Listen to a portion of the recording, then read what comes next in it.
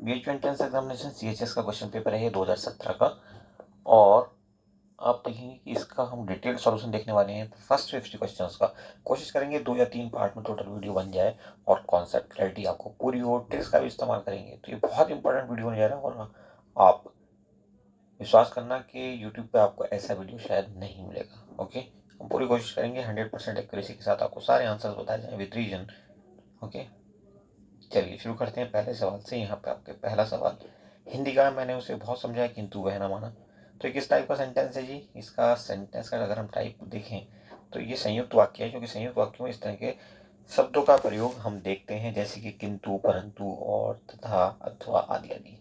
अगर मिश्रित वाक्य की बात करें तो यहाँ पे जो वर्ड इस्तेमाल होते हैं, शब्द इस्तेमाल होते हैं, वो क्योंकि, जैसा कि, ज्यों कि, ज्यों ही, तब, त्यों ही, तभी, भले ही, वगैरह वगैरह, इस तरह के शब्दों का हम प्रयोग करते हैं। तो ऑप्शन सी आपका आंसर हो जाएगा।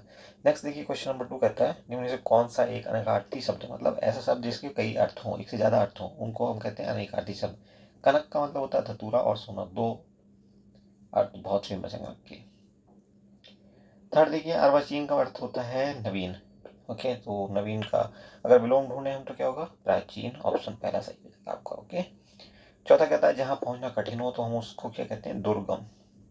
ओके, और पांचवा कहता है देखिए, छाती पर सांप लौटना, मुहावरे का अर्थ क्या होता है? ईर्षा से जल उठना।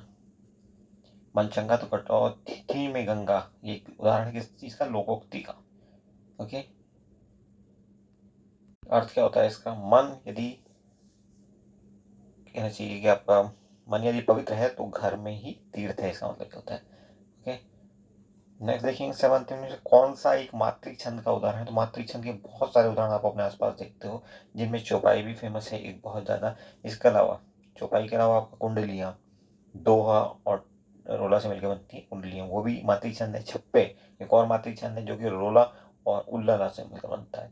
इसके अलावा दोहा जो है वो सोरठा का उल्टा होता है। चौपाई के अलावा आप यहाँ पे देखें हरिगीत का, गीतिका, बरवे, ये सब के सब क्या है? मातृक छंदों के उदाहरण है। चांदनी का पर्यायवाची देखिए क्या होता है? तो ये होता है आपका कौमुदी।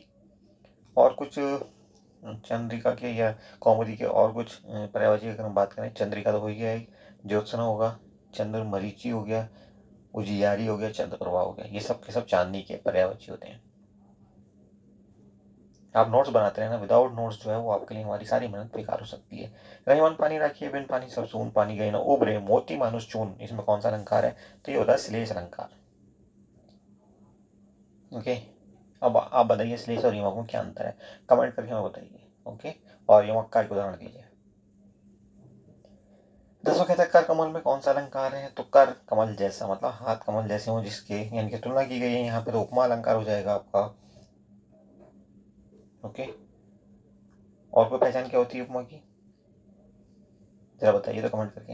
Next is question number 11। यहाँ पे आपके इंग्लिश के सवाल शुरू हो गए। This is an unusual, an का इस्तेमाल होगा क्योंकि यहाँ पे आ यानी कि वॉवल की साउंड आ रही है, तो एन का इस्तेमाल करेंगे। What is the plural of the word knife? Knife का होता है नाइव्स। ओके, घर का चाकू जो होता है उसको कहते हैं नाइफ। उसके बाद fill in the blanks with appropriate proportion. Proportion लगाना है यहाँ पे। I have been studying in school for last 5 years। Okay, तो अनिश्चित काल के लिए क्या इस्तेमाल करते हैं? फॉर। अगर यहाँ पे कोई ईयर दिया होता तो हम सिंस का इस्तेमाल कर लेते हैं। 14 which of the following is a declarative sentence? तो डिक्लेरेटिव सेंटेंस क्या होता है? जो सिंपल सेंटेंस फुल स्टॉप से एंड हो जाए, जिसको हम कहते हैं डिक्लेरेटिव सेंटेंस। इसमें कुछ इंफॉर्मेशन दी जाती है। तो यहाँ पहला सेंटेंस आपका आंसर बनेगा। अगर हम इसकी बात करें तो ये किस तरह का सेंटेंस है और ये किस टाइप का सेंटेंस है? ये तो देखिए इंटरोगेटिव है, यहाँ पर सीधे दिखाई दे रहा है, इधर मार्च से शुरू हो रहा है। लेकिन अगर हम बात करें थर्ड की, तो ये किस टाइप का है? यहाँ पे आज्ञा दी जा रही है। अब आज्ञा देने वाले सेंटेंस को हम क्या कहते हैं? जरा बताइए कमेंट बॉक्स में कमेंट करके। फोर्थ की अगर हम बात करें तो ये एक्सक्लेमेटरी सेंटेंस है। आपको पता है यहाँ पे एक्सक्लेमेटरी मार्क भी यहाँ पे दिखाया हुआ है, आपको कुछ आश्चर्यजनक हो रहा है यहाँ पे। ओके, 15 देखिए, the following sentence is in present perfect continuous tense. तो देखिए बच्चों, आपको आना चाहिए। सबसे पहले प्रेजेंट परफेक्ट कंटिन्यूअस की पहचान क्या होती है? हैव या हैज का इस्तेमाल करेंगे और बीन का इस्तेमाल करेंगे। ओके, वर्ब के साथ आईएनजी का इस्तेमाल करेंगे। तो we have been rehearsing the play since 2017। इसके अलावा कोई और ऑप्शन नहीं है। Option 4 is correct. Next is question number 16, fill in the blank with appropriate verb.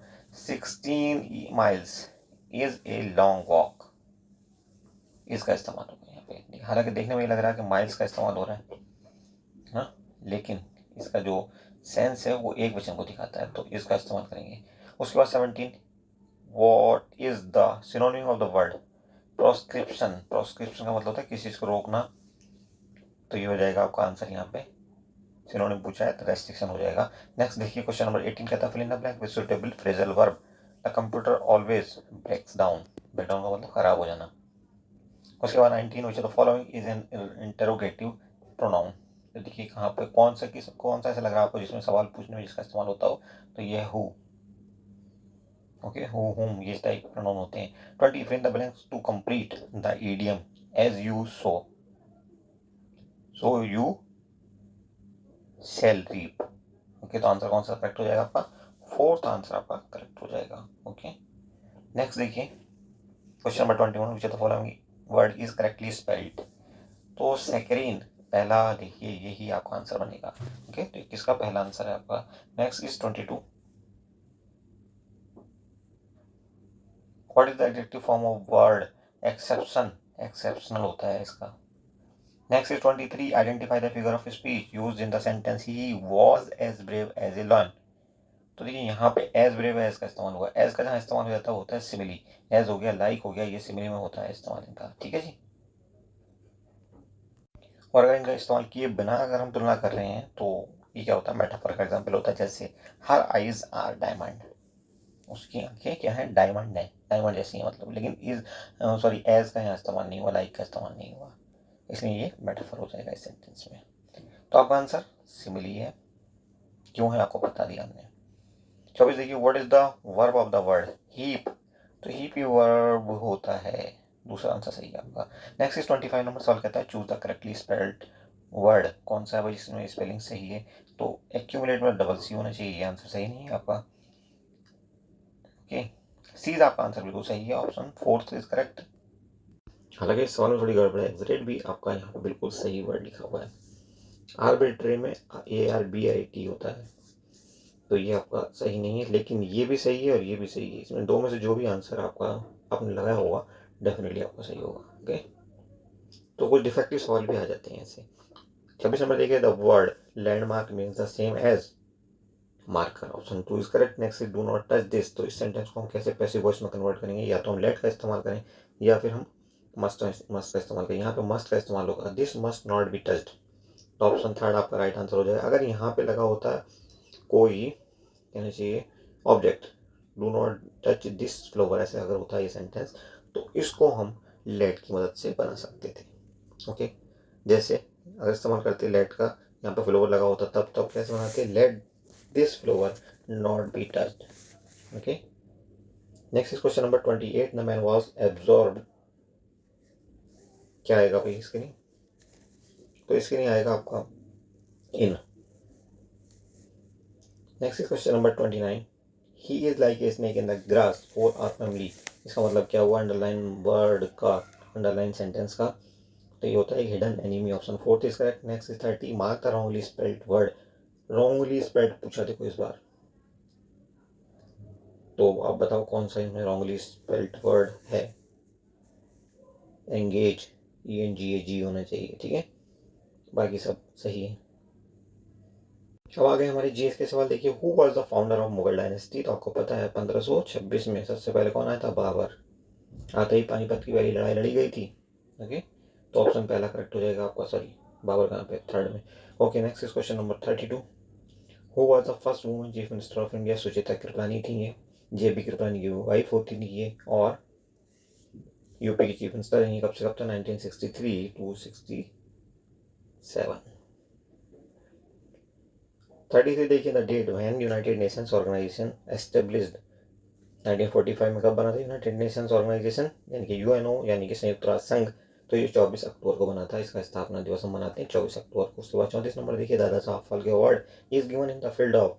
तो ये फिल्म जगत का सबसे बड़ा अवार्ड है भारतीय सिनेमा का। ठीक है जी, अब आपका काम ये है कि आप बताइए कि लेटेस्ट दादा साहब फाल्के अवार्ड किसको मिला है। इंपॉर्टेंट सवाल है, आपसे आज पूछा जा सकता है इस साल। 35 which country has the biggest area. तो यहाँ पे रसिया सबसे बड़ा कंट्री है दुनिया के अंदर। इसकी ट्रिक होती है रुक चाइना, रुक चाइना, चाइना, रूस से रूस, का से कनाडा और चाइना से चाइना। ये 3 बड़ी कंट्रीज हैं दुनिया की। सबसे पहले रूस आता है, फिर कनाडा क्षेत्रफल के हिसाब से, फिर आता है चाइना। उसके बाद चलते हैं क्वेश्चन नंबर 36 पे। वर्ल्ड एनवायरनमेंट डे हम किस दिन मनाते हैं? तो 5 जून को मनाते हैं जी। Option 3 correct. बहुत इंपॉर्टेंट डे है ये। ओके, इसके अलावा वर्ल्ड एड्स डे हम कब मनाते हैं? 1 दिसंबर को। 10 दिसंबर को हम क्या मनाते हैं? World human rights day. बहुत इंपॉर्टेंट है। ओके, चलिए 37 नंबर देखिए। Where is the memorial of Mahatma Gandhi. Mahatma Gandhi को हमने कहाँ पे समाधि बनाई है? राजघाट में बनाई हुई है। आप कुछ और समाधि के बारे में डेफिनेटली जानना चाहेंगे, वो बहुत इंपॉर्टेंट सवाल यहाँ पे बनता है। वीरभूमि की अगर हम बात करें तो यहाँ पे श्री राजीव गांधी को का अंतिम संस्कार किया गया था, वहाँ पे इनकी समाधि है। शांतिवन की अगर हम बात करें तो यहाँ पे नेहरू जी, ओके, शांतिवन में नेहरू जी को का अंतिम संस्कार किया गया, दफनाया गया आप कह सकते हैं। और शक्ति स्थल में श्रीमती इंदिरा गांधी को दफनाया गया। तो ये कुछ इंपॉर्टेंट चीज़ें हैं जो हम आपके साथ डिस्कस कर रहे हैं, और इनको ढूंढने में आपको काफ़ी मेहनत लगेगी। इसलिए इस वीडियो को देख करके नोट्स बनाइए और अपनी तैयारी को कंफर्म करिए। 100% सिलेक्शन चाहिए होता है हमें अगर हम किसी बच्चे को पढ़ाते हैं तो।